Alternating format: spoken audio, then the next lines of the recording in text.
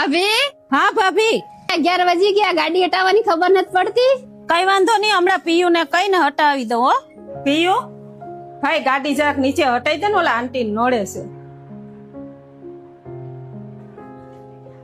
ખબર નથી પડતી 11 વાગી ગયા, ગાડી લઈ લે, અમારે સાફ કરવાનો હોય અહીં. ભાભી હા બોલો ની. આજ 6 તારીખ થઈ ગઈ, ભાડો હજુ નો આવ્યો તમારો. 2 દિવસમાં ભાડું આપી દે. ટાઈમે ટાઈમ ભાડો આપી જાઓ.